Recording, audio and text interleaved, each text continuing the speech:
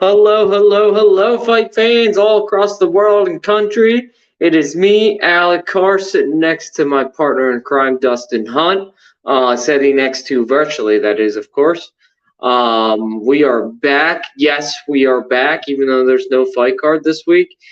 We figured we'd talk about all the other stuff going on in the UFC and MMA world, because why not? Dustin and I can talk about anything for an hour, you know? Um, Real quick to do our plugs, you can follow me at yes, I've changed it to Alec Carr MMA on Twitter. For I'm still don't worry, I'm still giving you guys outrageous NFL and NBA content too. And if you have a problem with what I say, please let me know and please at me and let's talk about it. You can follow Dustin at No Censor Sports, correct, Dustin? So follow Dustin at No Censor Sports, and please, guys, follow Fights Unwrapped. We do all of our show announcements on there, so that you know that when we're coming. It's usually this time, this day, but sometimes we do have to change it up because of scheduling conflicts. So follow Fights Unwrapped, and also, as always, we are both proud members of Unwrapped Sports Network. So please follow them on Twitter. Go to the YouTube channel. Hit the like button. Make sure you subscribe and hit that little bell so you get the notifications of when the next show is coming up. It will let you know when we're coming up. It's just Unwrapped Sports Network is just a great sports network. It's unlike anything else. It's guys on the ground in their state, in their city. And we're international, as Dustin knows. We got people in Australia. We got our own Monique coming to us from Canada every week. She unfortunately can't be here this week, but it's just great. It's just great stuff. So make sure you follow and check them out. And now jumping right into our sponsors. I say it every week, guys. If you are old like I am, or getting old like I am, but you still want to work out like you're 16, 17, 18, 19, 20, make sure you check out rxhemp.com. Our very beloved Carlos Condit of the UFC uses it and stands by it. I use it and stand by it. The stuff works magic. Use rxhemp-usn to get 10% off your entire order. Again, that's rxhemp.com and use rxhemp-usn to get 10% off your entire order. Also, there are no fights this weekend for the UFC. There are some other things going on in combat sports, so you can still place your bets. Also, there's tons of stuff going on in the sporting world. So please visit mybookie.ag today and use promo code USM100 for a 100% sign-up bonus. Again, that's mybookie.ag and promo code USM100 for a 100% sign-up bonus. All right, guys, we're going to go right into our first headline. Actually, Dustin, I forgot to mention this in the pre-show, and I guess we have to talk about it. Let me just add the banner real quick.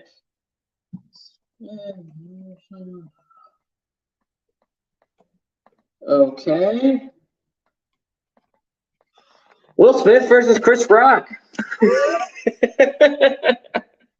We got to talk about it. Not that I particularly care about it, because in my opinion, the outrage of the national media and people on Facebook and Twitter, you guys just need to stop. It's two guys worth over $100 million slapping each other in the face. Who cares in the grand scheme of things? It was still pretty shocking to see. Will Smith definitely got him. He definitely got Chris Rock. I mean, what do you think, Dustin? Do you think he should have stood by Jada, or should have not slapped him in the face? Give me 1 second.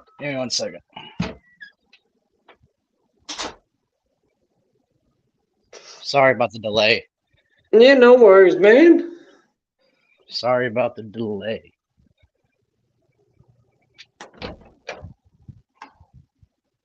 I'll give my thoughts first. Actually, you're You're gonna get a little tour. I have like this ice cream truck that wants to sit in my front yard for like 10 minutes, so we'll get up that. You want to see my dog? Look at that. Oh, shit. First of all, I'm a comedy guy. So what I think, I know it's Will Smith, and I know it's worth over $100 million. All this, you know, the BS. We get it. It's a dangerous thing. When a comedian says something about you, especially as a joke, dude, it's not to be taken like that. It's not to be taken like that. He overreacted big time. And what killed me the most is he laughed at the joke. And now his girl's mad and he wants to go up there and hit him. Makes no sense. Man. I think they were still laughing at the previous joke. I have lots of thoughts on this. You know me, Dustin. I am a conspiracy theorist. I do think it was set up. I do think it was set up by the Oscars. The viewership after they came back from commercial break shot up to the highest it's been in the past 10 years. Obviously.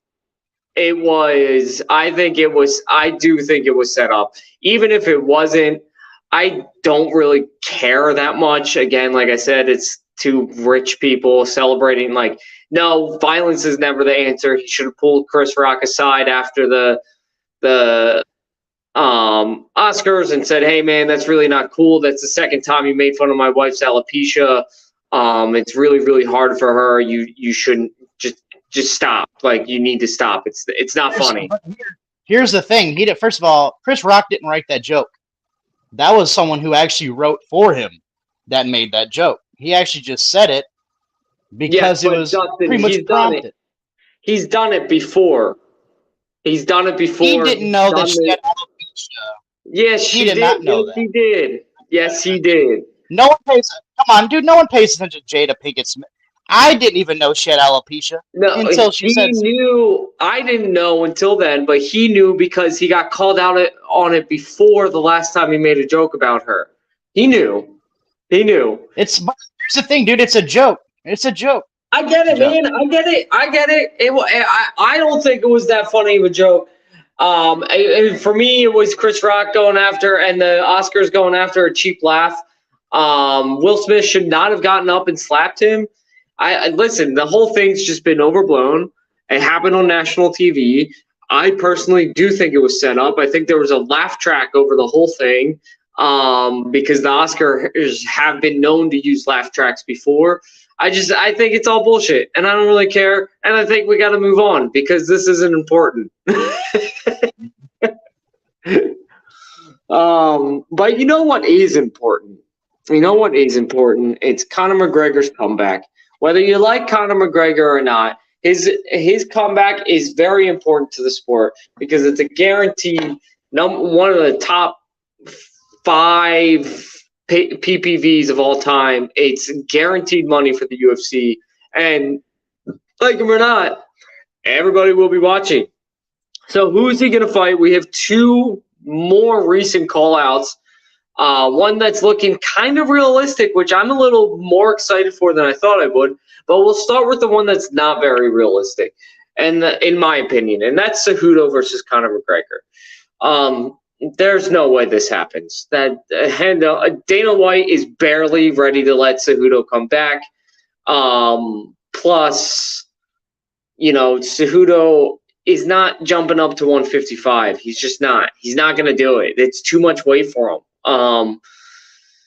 I think he had a chance against Conor? Yeah, because he's a Olympic wrestler. The guy's an absolute beast on the ground. Conor is much longer than him, though, and much stronger than him. So I just don't think this is realistic. This is Cejudo trying to grab ratings and trying to force Dana's hand and make him let him come back. Those are really my thoughts. I think this fight's unrealistic. Dustin, what do you think?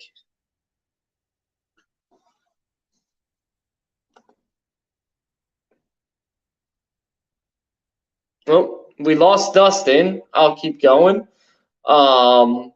Just to kind of go over it a little bit more, we had forget what I had it pulled up, but I can't find it anymore. But basically, Cejudo said that Conor McGregor is full of shit, kind of like that he's a paper champ, and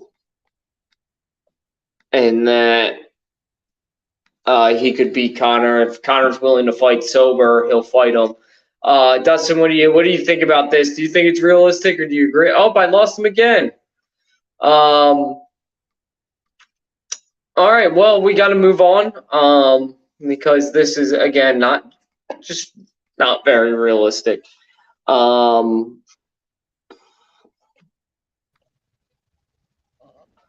back?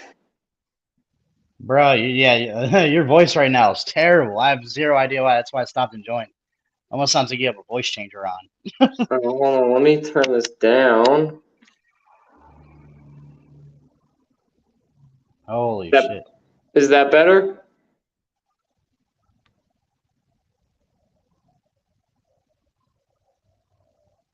Dustin, can you hear me?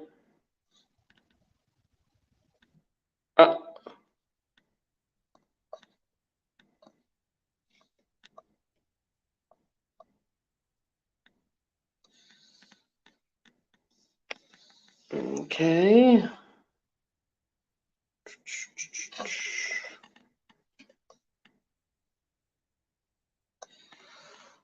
All right, well, we are moving on to the next topic.